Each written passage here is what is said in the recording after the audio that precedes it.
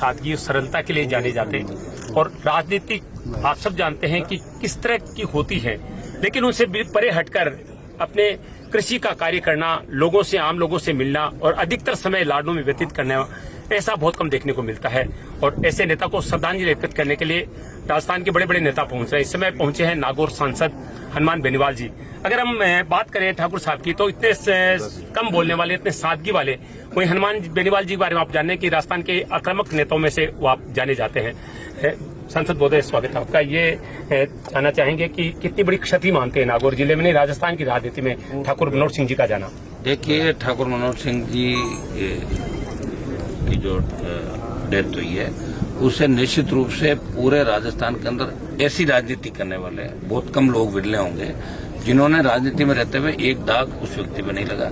मेरे तो बिल्कुल परिवार की तरह, मेरे पिताजी की बहुत अच्छी मित्रता थी और मुझे याद है जब लोकसभा का चुनाव था तब सबसे पहले ये मेरे साथ खड़े हुए, और उससे पहले भी हमेशा हर वाजिब जो भी मामला होता था उसमें मुझे टेलीफोन करके कहता कि हनुमान जी, इस मामले में आप सही हो, आपको चिंता करने की आवश्यकता नहीं। ये मेरे लिए भी व्यक्तिगत क्षति है, समाज के लिए, राजपूत समाज के साथ साथ सर्व समाज के लिए भी व्यक्तिगत क्षति है, क्योंकि मनोहर सिंह जी जैसे लोग वर्षों में कभी कभार किसी कौम को मिलता है। ये निश्चित रूप से बड़ी क्षति है, इसकी भरपाई नहीं कर सकते, लेकिन ईश्वर के आगे किसी की नहीं चलती।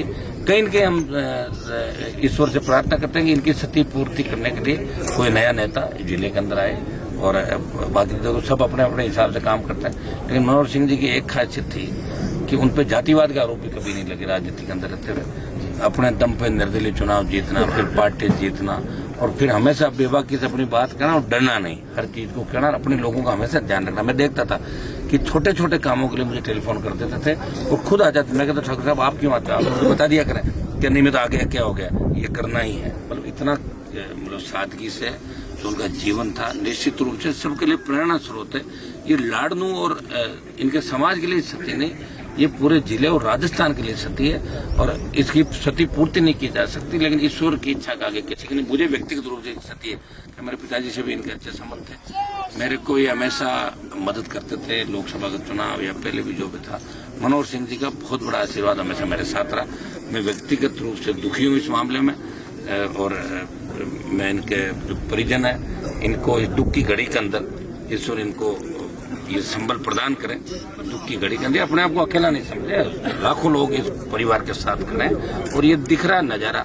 और बरसात भी देखिए, पिछले गांव तक बरसात आके रुक गई थी, मैं आ रहा था, मुझे बड़ी चिंता थी, मैंने कहा बारिश नहीं हो, लेकिन ये बारिश रुकी है वहाँ पर। इसका मतलब कहीं न कहीं ईश्वरीय शक्ति भी उनके इस परिवार के साथ खड़ी, और हम सब इस परिवार के दुख की बेला में हम सारे लोग, सर्व समाज और सारी पार्टियों के लोग इस परिवार के साथ खड़े हैं। एक महत्वपूर्ण चीज जो आपकी समझ बात करते हैं, एक विधायक होते हुए भी आप खेतों में काम करते थे, ट्रैक्टर चलाते थे, और ये चीजें देखने को कम मिलती है, क्योंकि नेताओं की एक छवि होती है कि वो सफेद कपड़े पहनकर गाड़ियों में घूमते हैं। तो ठाकुर साहब की ये जो चीजें थी, वो कितनी बड़ी प्रेरणादायी है समाज के लिए। इसीलिए तो कह रहा हूँ, सर्व समाज उनको पसंद करता है। एक जाति के नेता नहीं थे, सर्व समाज के नेता थे, और वो सर्व समाज को क्षति हुई है। ये खाली उनके समाज को ही क्षति नहीं हुई, ये सर्व समाज को क्षति हुई है। कल जब ठाकुर साहब के देहांत का समाचार मिला दिन में, तो मैंने कहा मैं ऐसे नहीं डालूंगा। मुझे पता था इतने हिम्मत वाले थे। मैं कई बार कहता था मेरी तबीयत बहुत खराब है, चिंता मत करो, अगले चुनाव तो कुछ नहीं बिगड़ेगा। मुझे कहते थे एक चुनाव आपको और लड़ाएंगे। तो कल मैंने नहीं डाला, पहले दिन में ही कई जगह सोशल मीडिया पर चल गया, देहांत हो गया। तो मैंने वहाँ डॉक्टरों से बात करी हॉस्पिटल के अंदर, तो उन्होंने कहा सब अभी कोई डिक्लेरेशन नहीं हो सकता, रिव्यू कर जाए। तो मैंने फिर 10-27 में रमेश जी और इनके परिजनों सबसे और इन गणेश जी से बात करी, तो 10-27 में जब डिक्लेयर हुआ उसके बाद ही हमने ये डाली। मुझे पूरा भरोसा था कि ठाकुर साहब इतना जल्दी हमें छोड़ के नहीं जा सकते, लेकिन ईश्वर की इच्छा के आगे किसी की नहीं चलती। ये चीजें अपने हाथ में नहीं। इनका बड़ा नुकसान हुआ है लाडनू क्षेत्र और नागौर को, और हम सब मिलकर कोशिश करेंगे कि इनके परिजन और सब लोग मिलकर इस नुकसान की भरपाई करें। इनके परिवार से भी मैं चाहता हूँ कि कोई राजनीति में आगे बढ़े, ये मेरी इच्छा है कि इनके परिवार से कोई राजनीतिक क्षेत्र में आगे बढ़ के इनके जो सपने थे उनको पूरा करने के लिए ये लोग मिलकर इनके परिजनों की ओर भी निश्चित रूप से लाडनू की जनता पूरा जानते हैं। सांसद महोदय ने बहुत ही भावनात्मक टिप्पणी की है कि निश्चित